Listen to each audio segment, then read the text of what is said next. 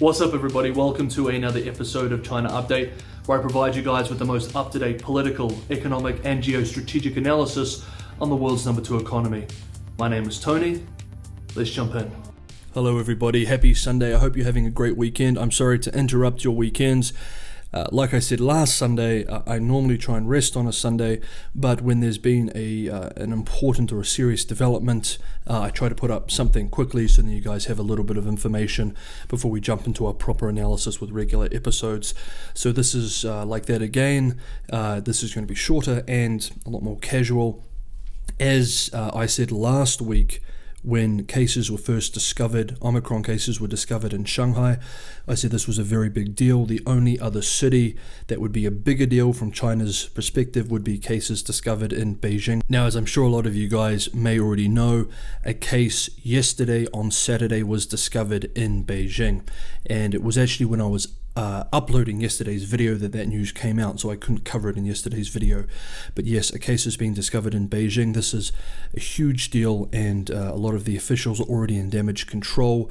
The woman who was found to have Omicron variant is from Haidian, which is a very important district in central Beijing. I actually lived there for 3 years.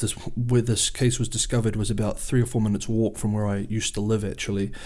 What's concerning with this case from the perspective of Beijing authorities is that she's not left the city for the last 2 weeks, and there is currently no evidence that she's been in contact with a known carrier of COVID, and so it looks like there are more cases in the city, and so the city has already started mass testing. About 20 minutes ago, new rules were introduced basically from the 22nd. Anybody who enters Beijing for up until the end of March will be required, once they enter the city, to provide a COVID test within 72 hours. I hope to have a lot more analysis with tomorrow's episode, and we should have a better understanding of how many cases are being discovered in Beijing today. This is definitely ongoing, but this is a huge deal, and it creates a massive headache, I think, for authorities just 2 weeks before Chinese New Year and right before the beginning of the Winter Olympics. Now, for COVID generally across the country on Saturday and into this morning, it looks like the situation in the Yangtze River Delta around Shanghai and in the Pearl River Delta around Shenzhen and Canton and Hong Kong has stabilized in the mainland, but there are still a lot of cases being discovered in the north. So there is still a huge issue in Henan. The province has over 100 million people. Xi'an, which has been under lockdown for weeks now, is still getting cases.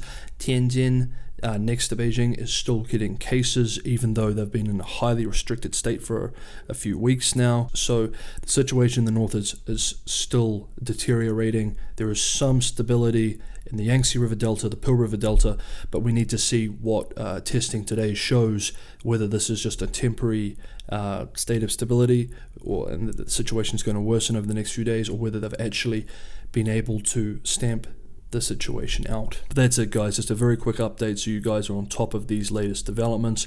We'll have more information tomorrow when we get back to regular episodes. Hope you guys have a great Sunday. I'll see you tomorrow.